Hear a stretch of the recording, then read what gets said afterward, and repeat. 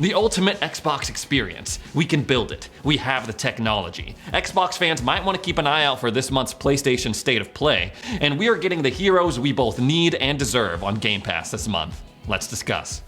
So February was an up and down month for Game Pass. It's probably going to be best remembered for Crossfire X. And whether or not you liked Crossfire X, the general consensus was that it was trash. But despite all that, March is turning out to be pretty cool for Game Pass subscribers. A couple of days ago on March 1st, we got Far Changing Tides. And this is a vehicle exploration game that puts you in charge of this really sick looking ship and has you just exploring this very beautiful world, solving puzzles and upgrading your ship as you go along. Now, this seems like a very chill, relaxing sort of game. I feel like this would be a very good break if you're playing Halo Infinite, sweating it out in ranked, trying to make up for the deranking that just took place, or you've been playing a little bit too much Elden Ring like myself and you're tired of dying to the same boss over and over and over and over again. I could see how this can be a very nice alternative, a nice break. March 10th is definitely going to be Game Pass's big day this month. We're getting Kentucky Route Zero,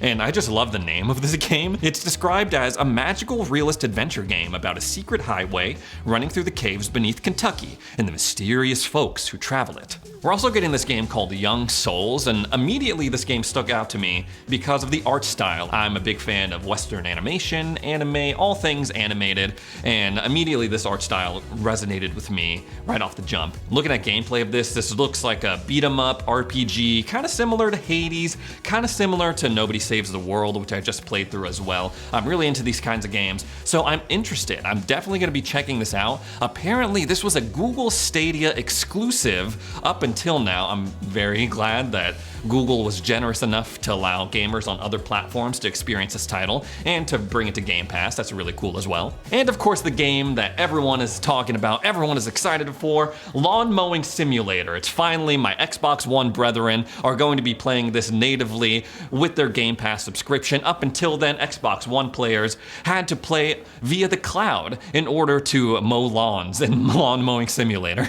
You know, again, I'm being a little bit sarcastic here, but this seems like a chill, relaxing game like I was just talking about with Far Changing Tides. So if you want to take a break, like I said, from getting killed over and over again in Elden Ring fighting the same boss, this might be the thing that you need. Just mow some lawns in the great British countryside. If you want to do that, more power to you. But the real headliner here is definitely Marvel's Guardians of the Galaxy. Now, this is a game that I always was like, I'm definitely going to play this. It looks cool, but I never got around to it. I got too deep into Forza Horizon 5, but now is the perfect time to jump into this game because it's coming to Game Pass. It's going to be free as part of your subscription, and nothing's better than that. Now, this is a game that my friend Jimmy Champagne really enjoys. Now, a lot of people have been asking me in the comments of my videos on other social media platforms, like, how do you know Jimmy? Like, how do you get him in your videos? He's a friend of mine, and he's been really helpful in my own journey as a YouTuber. He's been essential in making this channel what it is today. And the thing about Jimmy is that when he's not talking about PlayStation news, when he's not talking about Steam Deck news, he only really talks about two games that he really enjoys, and that one of them is Destiny 2. He loves Destiny 2, and the other one I feel like was this game, Marvel's Guardians of the Galaxy. He could not recommend this game enough. He really enjoyed the wacky nature of it, he was saying, and surprisingly the story. He said the story was really entertaining as well. So if Jimmy Champagne's stamp of approval means anything to you, then here you go. Now is your chance to jump into a Jimmy approved game as part of your Game Pass subscription. But seriously, it's always cool when any Marvel thing comes to Xbox, right? You know, Sony gets a lot of praise because they have Spider-Man, and over on Xbox, it took us a while to even get Marvel's Avengers. Now, Marvel's Avengers was, I know people enjoyed it. For me, it was sort of so-so. There's a lot of, I want to say, drama in terms of the development and Crystal Dynamics and Square Enix. So it's really cool to see that a Marvel game that has such critical acclaim is making its way over to Game Pass for us to enjoy. They're also updating their Game Pass Ultimate perks this month. As part of your subscription, if you are a Game Pass Ultimate subscriber, you can get a new skin for your Mongoose in Halo Infinite. It's part of the past tense bundle. In the past tense bundle, it is just this specific green skin that you are able to put on your weapons. I have the past tense green on my AR right now, and they're bringing it to your Mongoose, so you can trick out your Mongoose, make it look really nice. And as we all know, Game Pass giveth and Game Pass taketh away. Yes, on the 15th of every month, Game Pass usually loses a couple of titles, and on the 15th of this month, they're losing Nier Automata. If you haven't played this game, I highly recommend it. If you are on the hype train of like, oh, I hope Platinum Games brings back Scalebound, but you're not really familiar with Platinum Games, I feel like this is a really good introduction of who they are as a studio.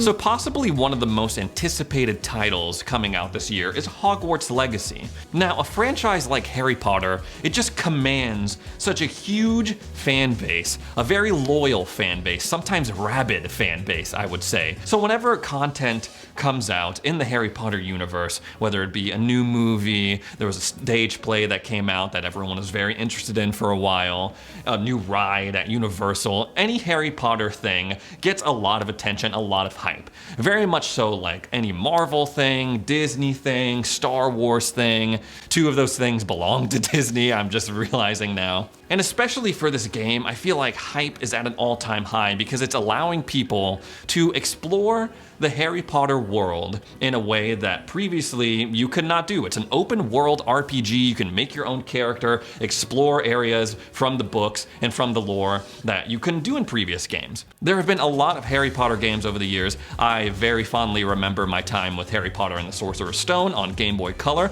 but none quite like Hogwarts Legacy. Now, there hasn't been a lot of news about Hogwarts Legacy over the past couple of months, but the last time we talked about it, at least on this channel, people were speculating that it was going to be released in September. Now, that was a big deal because people were worried that it was going to be pushed back into 2023, but people are sort of theorizing that it's going to be released in September because there's this art concept book that is a tie-in to the game that is releasing around that same time. So people are thinking Q3 before the holiday season, September 2022.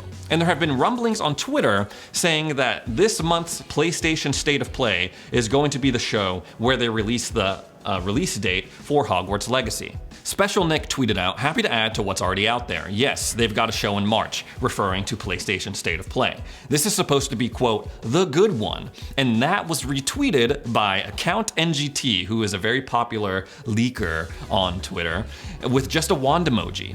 Gee, I wonder what that could mean. Are they talking about Halo? Are they talking about Breath of the Wild? Probably not. Now, if the game is indeed releasing in September, a March announcement would make a lot of sense. And NGT posted this tweet in January earlier this year. He says, after I roll past this ad for Caribbean, Vacation to the Caribbean. Yeah, in January he says, as I said a few weeks ago, according to my info, Hogwarts Legacy will be released on Q3 of this year. The development is going well. He followed that up with, on Hogwarts Legacy, because some people have asked about that, expect a September release. Next trailer based on skills and abilities in February, March, PlayStation event in any case. Now again, this is all very exciting, right? Me, myself, I am not a huge Harry Potter guy. I've read the books growing up, or at least the first 5, I think.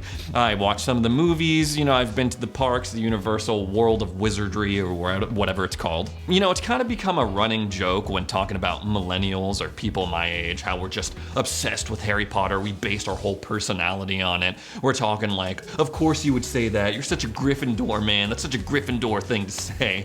Me, like I said, I'm not that deep into it. I'm not that big of a fan. But even if you're not that big of a fan of Harry Potter, I still think that this is an exciting title. The way that it just looks like an interesting RPG open world experience. So if you're a fan of that genre, then I highly recommend that you keep an eye out for this month's PlayStation State of Play. Even if you are an Xbox fan, I assume you are because you're watching an Xbox channel, you're watching me rant about all things Xbox, but still I encourage you to keep an eye out on the other platforms and what they're doing because sometimes cool things happen that relate to you because this game is going to be multi-platform. It's not just PlayStation. They have the exclusive rights to the leaks and the reveals and stuff, but it's coming to Xbox as well. Hello, it is me again. I'm here to talk about the Series S once again. This thing has been on sale a couple of times in the past couple of weeks. A couple days ago, it was $250 on Woot.com. Woot.com, I love that name. It was also on sale over at Staples randomly for $45 off if you did like this weird like stacking coupon hack deal. A couple of videos ago, it was $20 off for $280 on eBay, so this thing is going on sale all the time. I also talked about in my last video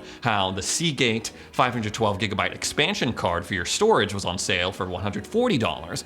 So it got me thinking, like, if you picked up an Xbox Series S for $250 and combine that with the Seagate expansion card, you have what is essentially like a beefy Series S for even cheaper than the digital version of the PS5. Still obviously cheaper than the Series X, and it has just the same amount of memory with that expansion card. It's like a Series W, because the Series S is always winning. What was I gonna say about this? I don't know. Now, a lot of people hate this thing. They always make fun of the Series S. It's an easy punching bag for a lot of people in the gaming community, but I still think it's a really good machine. Obviously, if you beef it up with a Seagate storage card, it's still not on par with the Series X in terms of its overall console power. It's gonna run games lower at a lower resolution, sometimes even a lower frame rate, but still, I think this is a good machine. Number one, because this is available. You can buy this right now. A Series X or a PlayStation 5, it's just not getting any better out there with this console shortage. But I walked into Target the other day and they had Xbox Series S consoles. And if you're like me and have been gaming on a base Xbox One for years and years, almost a decade, then this represents a significant cheap upgrade over that experience. And it got me thinking, because whenever I talk about the Seagate stuff, there's always people in the comments like, boo, Seagate, it's too expensive, I hate it. So I just thought I would highlight some of the accessories that I think would elevate your Xbox Series S or your X. All of these you can use for your Xbox Series X as well. If you buy the Series S and you think further down the line, this isn't for me, I need more power, I need more, and you want to trade it in, and you get a Series X or an Xbox Series X Pro 1080 thing, then you can use all these accessories with that too. So whether or not you get a Seagate card, I highly recommend that you pick one of these guys up. This is just an external SSD. This one's a Samsung one, 500GB. I don't use this for games. I don't store any games on it. Obviously, you can't play games off of this if you plug it into your Xbox, but I only use this for capturing gameplay clips and screenshots. Obviously, you can capture those things on your internal storage, but here's where it represents a significant advantage. There's a couple of things.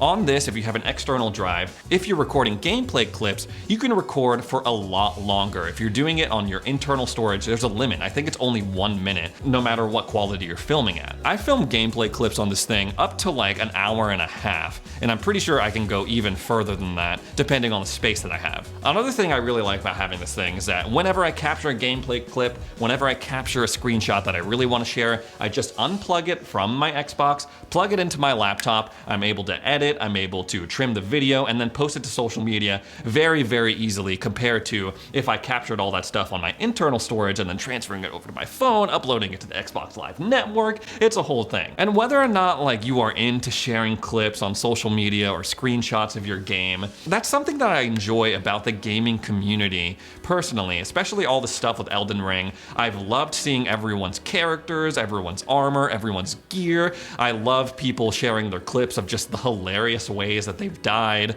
or the heartbreaking ways that they've died. Every now and then people upload a clip of them just absolutely destroying a boss, like not even getting hit, parrying like a pro, dodging like a pro, scoring all these critical hits. I love that. I definitely find that a lot more enjoyable in the gaming community versus like all the petty like console war stuff. I'm like, God, I get burnt out on that so easily. I also wanted to bring these on because this is the official Xbox wireless headset. And I had been needing an upgrade to my headset for a very long time. And I picked these up. I had to wait a little bit. They were sold out pretty much everywhere. Best Buy, Target, the Xbox store. So I had to do a little bit of waiting, but it was worth it. I definitely recommend these if you were looking to upgrade your audio experience, your audio immersion, and they're just overall very cool. I will say these made Elden Ring like 1,000,000 times scarier.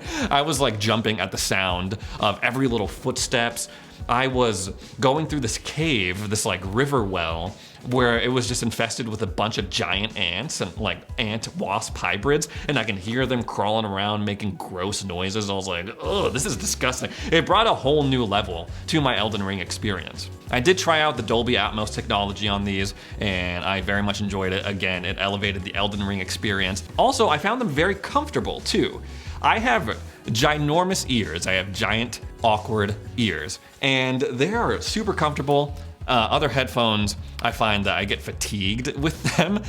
They start to hurt my ears, start to hurt my head, cramp like the top, like the crown of my head. These were overall very comfortable. They have these really nice knobs. On the right ear, you control the overall volume, and on the left ear, you control the balance between your game chat and the in-game audio. I thought that was very nifty. I haven't tried this out yet. I didn't play anything multiplayer with these yet, so don't quote me on that just yet. Also in that same vein, haven't used the microphone yet, so I can't really speak to how well it performs. But the major reason why I wanted these was because I can connect it to my Xbox via the sync button and also my PC. So I can hear my Discord guys talking to me, chatting with me in my ear, and at the same time, hear my in-game audio. It was a very specific use, but it was awesome for me. And the last thing I will say about this is that yes, there are fancier headphones out there, but for the price, I think for what you get, these are the best headphones that you can get for your Xbox right now. These are $100, and yes, you can get the Steel 9 Arctis, or you can get the Bang & Olufsen ones that I talked about that are like $600.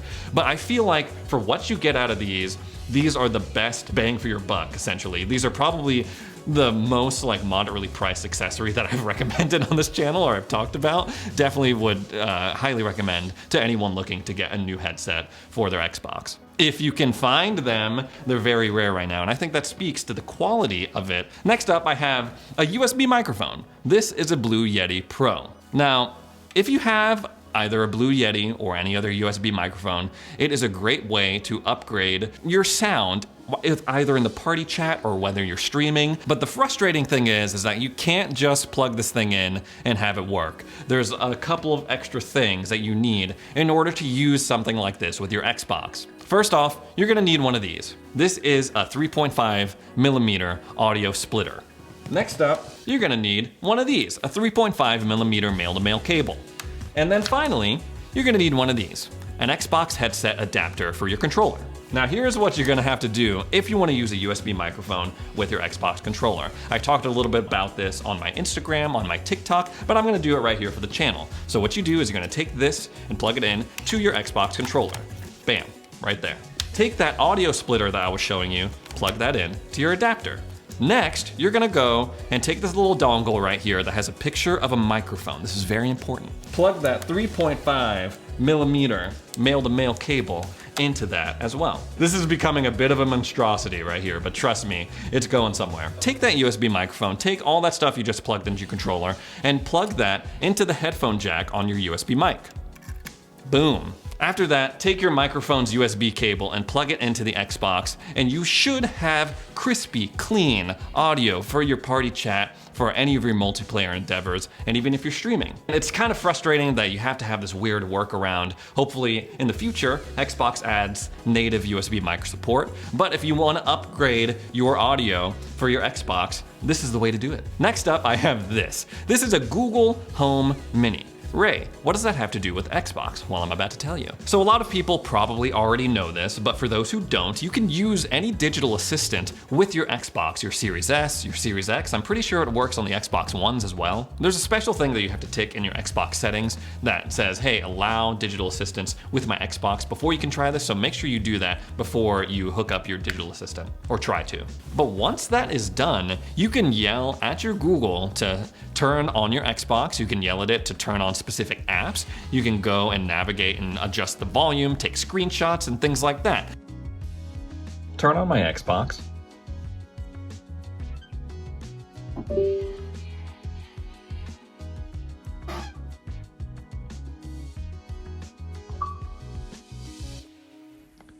Bring up Elden Ring on my Xbox.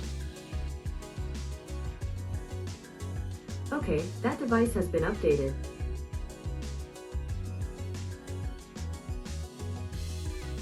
Bring up Twitch on my Xbox. Okay, launching Twitch on the Series Flex.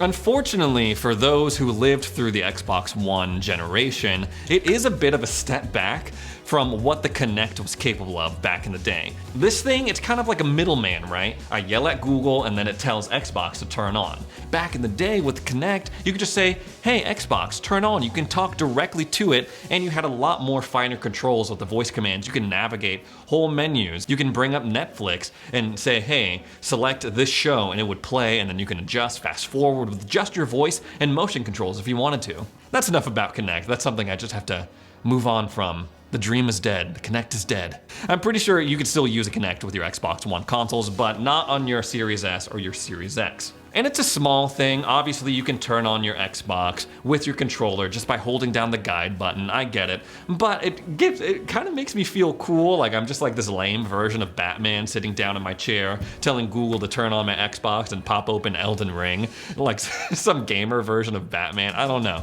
It feels very cool to me. It's a nice feature I thought I would share. Again, this started out as, you know, me spitballing ideas of how to upgrade your Series S experience, but all of these things I just talked about, you can use with your Series X as well, if you're one of the lucky few that has one. Anyway, guys, that's all the news I have for today. Thanks so much for tuning in, and we'll see you in the next video.